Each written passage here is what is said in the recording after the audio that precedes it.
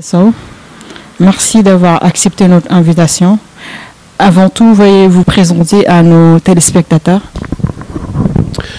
Merci Amina. Je pense que c'est un plaisir pour moi de répondre à votre invitation, comme vous venez de dire. À l'heure où nous sommes, je pense que c'est un devoir qui appelle tout responsable politique à donner son avis par rapport aux échéances très importantes vers où nous allons, le 24 février 2019. En tout cas, je vous remercie beaucoup de m'avoir donné l'opportunité de partager avec vous pendant un petit moment certaines questions que vous jugez utiles et que vous attendez à ce que j'apporte des réponses.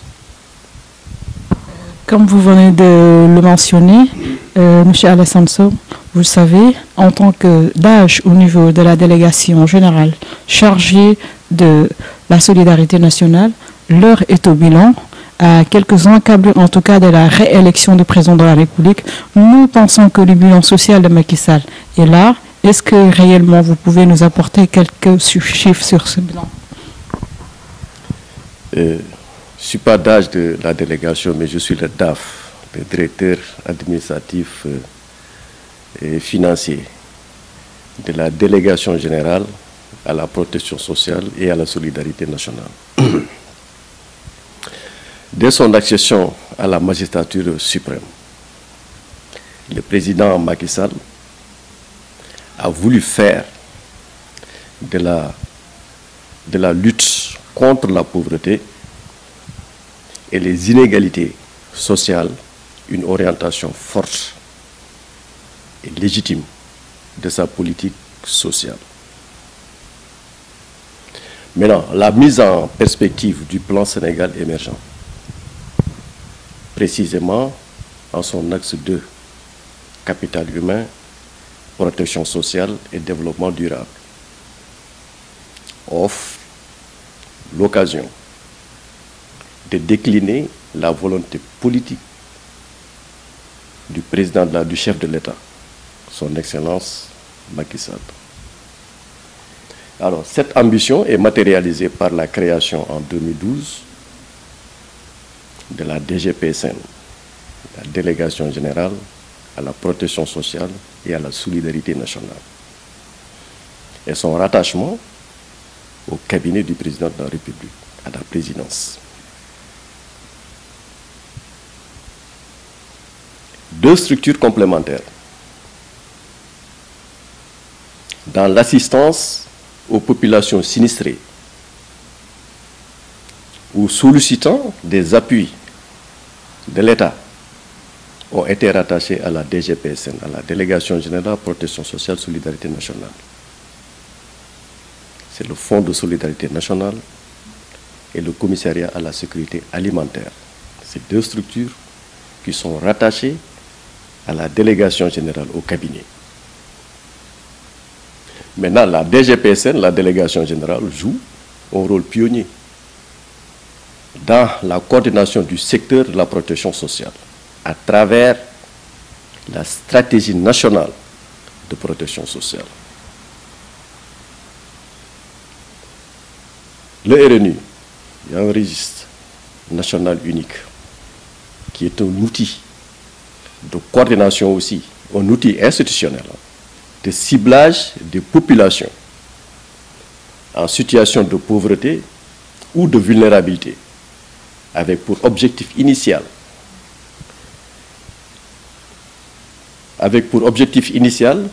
d'enregistrer 450 000 ménages. Objectif initial. Ces 450 000 ménages, objectif initial étant atteints, le RNU a aujourd'hui, par rapport à perspective de 2019, j'allais dire enregistré 588 000 ménages. L'objectif initial étant de 450 000 ménages, nous sommes aujourd'hui à 588 000 ménages ciblés. Maintenant, la collaboration de la DGPSN avec l'ANSD et l'ADIE garantit, j'allais dire, la fiabilité et la sécurité du système d'information et de gestion, le SIG. Le programme, les bourses de sécurité familiale, qu'on appelle le programme national de bourses de sécurité familiale, opérationnalise de ce fait les transferts monétaires de 25 000 francs CFA par trimestre pendant 5 ans, destinés à 300 000 ménages. Il faut bien camper les choses. L'objectif initial du RNU était de 450 000 ménages. On est aujourd'hui à 588 000 ménages ciblés. Mais le programme, c'est l'enrôlement de 300 000 ménages. À raison de 25 000 francs par trimestre, ça vous fait 100 000 francs par an. Le projet Yokku Komko, qui vient en appui aux bénéficiaires du programme national de bourse de sécurité familiale, à travers un accompagnement productif. C'est la fameuse autonomisation. Un accompagnement donc productif en vue de leur autonomisation. Dans sa phase pilote, le projet Yokku Komkom. Dans les départements de Dakar, Pikine, Guédiawaye, Rufisque, Thiès, Mbour, Tivaouane et Kaolack et Saint-Louis, dans sa phase pilote, 12 000 bénéficiaires ont reçu une bourse de 80 000 francs. Au-delà des 25 000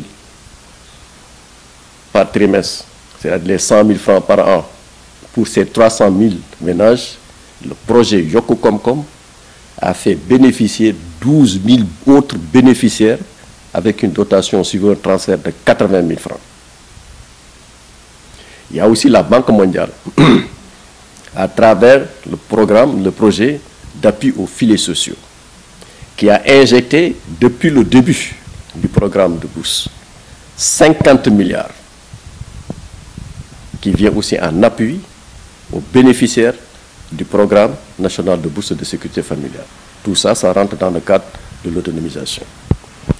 Maintenant, dire que est-ce que ce programme va réélire son excellence, le président Macky Sall. Est-ce que le bilan social aujourd'hui peut en tout cas permettre la réélection du président de la République Macky Sall? Et avec une conviction ferme. Le président Macky Sall, quand il est venu, je l'ai dit, aux affaires au pouvoir en 2012, il avait fini de faire le diagnostic, les difficultés de la population partout dans le Sénégal. Il avait sillonné tout le Sénégal, toutes les 14 régions de ce pays-là. Il avait fini de comprendre que la pauvreté existait bel et bien au Sénégal. Comment faire maintenant pour ne pas éradiquer complètement, mais atténuer la souffrance des populations vulnérables. C'est pour cela que je vous ai dit, quand il a mis en place la délégation générale, on a travaillé avec l'Agence nationale de la démocratie et de la statistique, ANSD, qui nous ont donné les statistiques par rapport aux coins les plus pauvres de ce pays-là. Et nous avons travaillé avec l'administration territoriale, les gouverneurs, les maires, etc., pour vérifier si effectivement ces familles-là sont dans l'extrême pauvreté. Des gens qui n'ont jamais reçu. Par trimestre même, je vous dis, 5 000 francs par trimestre se sont retrouvés un jour avec 25 000 francs. Partout où vous allez. Et ça fait 300 000 ménages, c'est ça, le quota. Mais j'ai dit que nous, dans notre registre, on dépasse les 300 000 ménages. Partout où vous allez, ces gens-là, ils ne font que chanter Macky Sall. Et par la même occasion, c'était des gens qui étaient restés dans les oubliettes de l'administration, qui n'avaient même pas dans leur carte d'identité nationale. Imaginez-vous. Parce que c'est des coins reculés, très reculés. À travers ce programme, on a aidé ces familles-là à avoir leur carte. Parce que je pense que tout citoyen sénégalais a droit à la carte nationale d'identité. Contrairement à tout récemment à un appel à brûler des cartes d'identité. Je l'ai dit, le fait de brûler ou bien d'appeler à brûler une carte d'identité nationale, c'est régner à son identité. Vous allez en France, vous dites que vous êtes français, mais vous êtes identifié par votre carte d'identité nationale française. Vous allez aux États-Unis, vous dites que je suis américain, on va vous demander votre carte d'identité nationale. Maintenant, vous venez au Sénégal, on fait un appel aux Sénégalais pour leur dire de brûler leur carte d'identité nationale. C'est-à-dire des Sénégalais renier votre identité. Ce n'est pas responsable. Je pense qu'à travers le programme national de bourse de sécurité familiale, le président est bien placé, très bien placé même, pour sortir vainqueur au premier tour le soir du 24 février 2022, Inch'Allah. Vous l'avez dit, en tout cas, est-ce que, Alassane, on peut en tout cas s'attendre à ce que la tendance soit renversée et que cette commune finalement devienne une commune apériste? Je ne suis pas le président du comité électoral de la commune de HLM. La commune des HLM regroupe toute la commune, toute la cité des HLM. Ça va de la cité des eaux jusqu'aux HLM Nimzat vers Koloban, en passant par HLM 1, HLM 2, HLM 3, HLM 4, HLM 5, avec une population qui avoisine les 30 000 âmes, 30 000 personnes, habitants au niveau des HLM. HLM revêt un caractère assez compliqué, c'est vrai. Nous avons noté qu'il y a eu beaucoup d'échéances électorales qui sont passées et que les HLM justement ne sont pas sortis vainqueurs pour le compte de son Excellence le président de la République Macky Sall, qui est le coordonnateur du Benno Bokk Yakaar au niveau national. Sauf en 2016 avec le référendum. Au référendum, nous sommes sortis vainqueurs. C'est le Benno Bokk Yakaar avec le oui qui a gagné au niveau des HLM.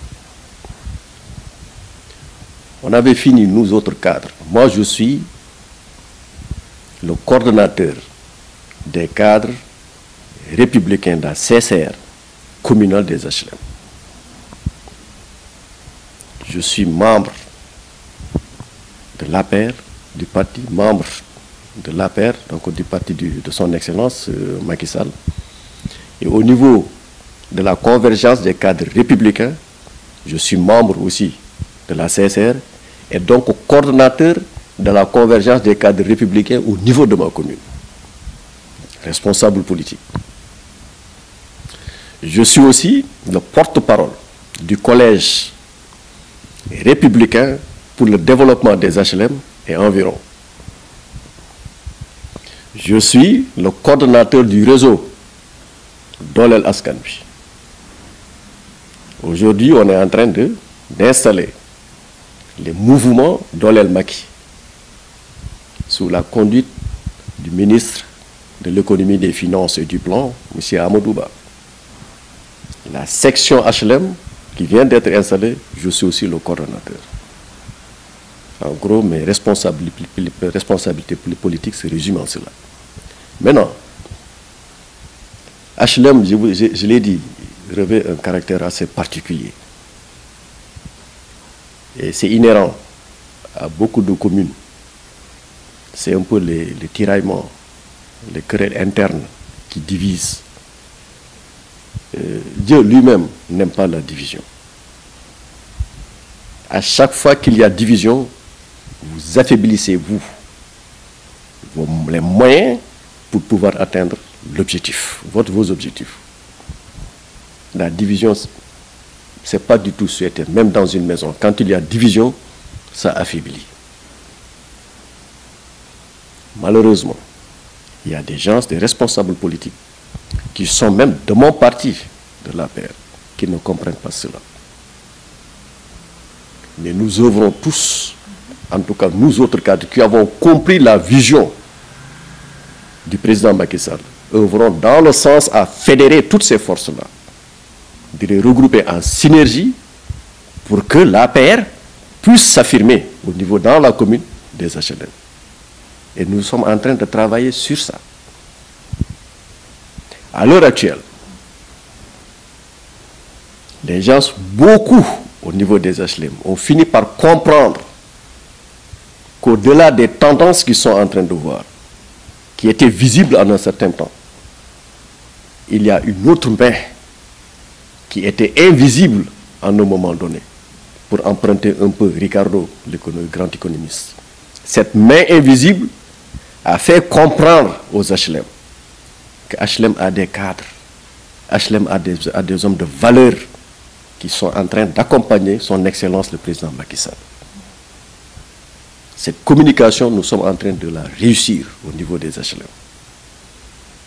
Et l'engouement que nous avons vu, c'est-à-dire le retour que nous avons eu de cela, nous réconforte dans ce que nous sommes en train de faire. Et je pense que cette fois-ci, je dirais pour la deuxième fois, parce que nous l'avons fait en 2016 avec le référendum, où le oui a largement remporté au niveau des HLM. Cette fois-ci, les HLM aussi vont s'illustrer en votant massivement pour la réélection de Macky Sall au premier tour, le soir du 24 février 2019. Inch'Allah, HLM votera massivement pour Macky Sall, autour du Benno Bokk Yakaar, bien entendu. Certains points, parce que ce sont ces points-là aussi qui vont réunir son Excellence, le président Macky Sall, au premier tour. Parce qu'en fait, il n'y a pas une forte communication autour de cela. D'abord sur la personne de Macky Sall. Je vais répondre à votre question après. Il n'y a pas longtemps, le président Abdou Diouf l'avait dit. Depuis Senghor, en passant par lui et en passant par Abdou Diouf, ce que vous, Macky Sall, avez fait en termes de réalisation, en si peu de temps, personne des présidents qui ont eu justement à mener le Sénégal l'ont fait. Mais ça, je pense que c'est un point assez important pour le président de la République. En termes d'infrastructure, on n'en parle plus. Il n'y a pas longtemps, on a inauguré le pont de Gambie. Ça a été une revendication depuis bien avant les années 50. Le pont Gambie, là, ça a été une revendication ancienne et forte, mais qu'aucun président n'a pu réaliser. C'est Macky Sall, et tout le monde se rappelle les quoi qu'il avait justement avec Yaya Jammeh, avec son ultimatum. C'est raté. Yaya Jammeh devait faire encore la tête et rester là-bas ce jour-là, il allait voir. Macky Sall, c'est un homme engagé et déterminé. Voici un président qui a fait ses études ici au Sénégal, qui a eu ses diplômes ici au Sénégal, qui est sorti ingénieur géologue, fin technicien. Et d'ailleurs, c'est ce qui fait qu'à chaque fois, quand on dit que par exemple on fait un projet, les gens se disent que sur 1 an, 2 ans, etc. Mais au finish, on voit même que le projet n'a même pas fait 1 an. Et c'est terminé. Parce que c'est un géologue qui comprend comment mener à bien justement un projet, qui joue sur les délais, sur le coût. C'est une chance que nous avons à travers Macky Sall. L'autre chose, depuis les années 60 jusqu'à récemment, on a toujours fait des explorations pour trouver des ressources pétrolières ou bien autres ressources. C'est passé par Senghor, c'est passé par Abdou Diouf, c'est passé par Abdoulaye Wade, rien. C'est avec Macky Sall que le Sénégal a découvert et le pétrole et le gaz. Ça, on le doit à la baraka de Macky Sall. Simplement parce que c'est un type qui croit en Dieu. Quand il est venu en 2012 au palais, je m'étais dit, J'avais dit à son épouse, Alhamdulillah. Il me dit, mais ça, pourquoi? J'ai dit, pour la première fois, dans ce palais, on va accomplir les 5 prières par jour. Aussi bien le mari que la femme. J'ai dit, ça aussi, c'est une première dans l'histoire politique de ce pays. Senghor avait une femme qui n'était pas musulmane. Abdou Diouf, pareil. Abdoulaye Wade, pareil. Mais avec vous, aussi bien monsieur que madame, vous incarnez aujourd'hui la famille sénégalaise. C'est-à-dire, je vous vois comme moi. Moi devant, ma femme derrière. Mes enfants ont pris ensemble. C'est une première dans ce pays-là. Macky Sall ne répond pas au tapage. Macky Sall ne répond pas aux injures. C'est un type bien élevé et bien éduqué. Macky Sall croit à la valeur de l'homme. C'est pourquoi il a créé la bourse de sécurité familiale pour lutter contre les inégalités sociales. Macky Sall respecte les familles religieuses, les dynasties. Toute obédience confondue. Macky Sall croit en Dieu. D'ailleurs, pourquoi? Quand il est venu, il a tout de suite instauré l'OFNAC en disant à ses collaborateurs. D'abord, il a commencé par lui, en faisant sa propre déclaration de patrimoine, et a invité tous ses collaborateurs, ministres, etc., à faire de même. Je pense que beaucoup, y compris les administrateurs de crédit, toutes les gens qui sont en train de manipuler des fonds, donc de faire la déclaration de patrimoine. Mais ça, je pense que c'est assez édifiant pour la bonne gouvernance. N'est-ce pas? Alors, pour revenir maintenant à ta question sur le programme, n'est-ce pas, c'est les bourses. Vous avez dit que pour les bourses, on a injecté combien de milliards? Je vous ai dit qu'il y a la Banque mondiale qui appuie la délégation générale à la protection sociale à travers le programme de filets sociaux, le programme d'appui aux filets sociaux. Et depuis le début jusqu'à aujourd'hui, la Banque mondiale a injecté 50 milliards. Maintenant, c'est 300 000 ménages à raison de 100 000 francs par ménage et par an. 100 000 multiplié par 300 000, ça fait 30 milliards. Je pense que la première année, on est parti avec 250 000 ménages, c'est-à-dire 25 milliards. La deuxième année, c'était 300 000 ménages, 30 milliards. La troisième année, 300 000 ménages, 30 milliards. La quatrième année, on est à 400 000 ménages, 40 milliards. Et maintenant, c'est redescendu à 300 000 ménages. Et ça va continuer parce que l'objectif, comme je l'ai dit, c'est 300 000 ménages. Malgré qu'on a ciblé, on a enregistré plus que cela. À l'heure actuelle, on est à 588 000 ménages enregistrés. Parce qu'il faut comprendre que dans le programme, c'est un programme de 5 ans. Quand vous atteignez les 5 ans, vous sortez du programme pour permettre à d'autres justement donc de rentrer. Au lieu maintenant de reprendre, de recommencer, aller encore cibler, etc., je dis non, élargissons carrément à travers le registre national unique. On va puiser à travers le registre qui enregistre déjà 588 000. Du coup, quand ils vont sortir, tu n'as pas encore besoin de mener des enquêtes, etc. Automatiquement, il y a d'autres qui vont entrer et donc pour combler le gap et maintenir le cap des 300 000 ménages ciblés. Info 24 et Afrique TV et profite encore une fois de cette occasion de dire que c'est le moment. C'est le moment. Je salue beaucoup cette invitation-là. De donner la parole aux acteurs politiques engagés. Je dis bien engagés. Et pour moi, ceux qui sont engagés, c'est ceux qui sont avec le pouvoir. L'opposition au Sénégal, c'est étonnant, ce n'est pas une opposition. J'ai taquiné l'autre jour un de mes camarades de Réumi. Je le disais, rappelez-vous, en 2000, dans les années 80, quelque chose comme ça, en tout cas le dernier mandat de Abdou Diouf. Abdou Diouf, dans son dernier mandat, je pense qu'il a fait 7 ans.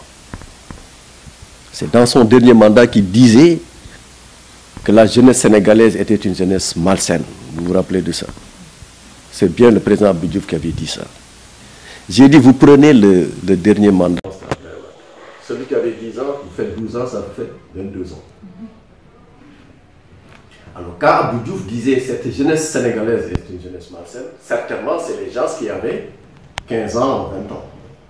Et plus 12 ans, ça vous fait 32 ans. Plus 7 ans de Macky Sall, ils sont dans les 40 ans. Donc, au moins de 50 ans. Mais cette jeunesse à qui Abdou Diouf s'adressait pour dire que c'est une jeunesse malsaine. Mais c'est ma génération. Mais c'est la génération de Idrissa Seck. Mais c'est la génération d'Abdoul Mbaye. Mais c'est la génération de Sonko. C'est la génération de Cheikh Issa Sall. C'est cette jeunesse-là qu'Abdou Diouf avait identifiée en son temps comme une jeunesse malsaine. Je l'ai dit l'autre jour. Cette jeunesse malsaine que le président Abdou Diouf, chef d'État émérite, avait bien vu en disant que c'est une jeunesse malsaine, sous la conduite d'un vieux qui dictait justement des actions malsaines pour saboter ce pays-là. Cette jeunesse malsaine-là, elle est devenue des adultes malsains. Ce n'est pas étonnant que cette opposition-là prête cette configuration politique-là, qui n'honore pas du tout le Sénégal. Le président Macky Sall a parcouru tout le Sénégal. Partout, vous avez vu, c'est des liesses populaires. C'est une marée humaine qui draine. Simplement parce que, au-delà de son Yono Yokouté, qui était un programme, d'autres programmes sont venus s'adjoindre au programme de Yokouté pour en faire un plan, le plan Sénégal émergent, qui a fini de faire ses preuves avec sa phase 1. On avait simplement besoin de 3 000 milliards. Nous sommes rentrés avec plus de 7 000 milliards. C'est insatisfaisant. Aucun pays dans le monde n'a réussi une telle prouesse. Macky Sall l'a fait. Bravo Macky Sall. Cette opposition, vous ne verrez jamais ces oppositions-là. Pourquoi à Hambourg, il y a un stade. À Thiès, il y a un stade. À Diourbel, il y a un stade. À Kaolack, dans toutes les régions, il y a des stades. On n'a jamais vu cette opposition-là appelée dans cette campagne-là, dans les stades. Il n'y a que Macky Sall qui le fait. Et à chaque fois qu'il le fait, tous les stades sont bien remplis. C'est une marée humaine. Permettez-moi de m'exprimer un peu en wolof en disant simplement Gatché Ngala Macky Sall. Cette opposition n'a pas de programme, il ne vous parle pas de programme. C'est parfois des, excusez-moi l'expression, farfouilles qui passent tout leur temps à jeter de leur porte sur la personne, son excellence Macky Sall. Parce qu'ils n'ont pas de programme. Nous, non seulement un programme, nous avons un plan. Et le plan regroupe des programmes. Eux, ils n'ont pas de plan. C'est des programmes, quoi, c'est des projets qu'ils ont. Techniquement, c'est l'ensemble des projets qui forment un programme. Et l'ensemble des programmes donne un plan. Ils n'ont jamais parlé de plan, parce qu'ils sont à la phase de programme. Nous avons dépassé les programmes. Nous sommes dans la phase de plan, c'est-à-dire de semence, le plan Sénégal émergent, que le monde a fini justement de reconnaître. Encore une fois, merci beaucoup, Afrique.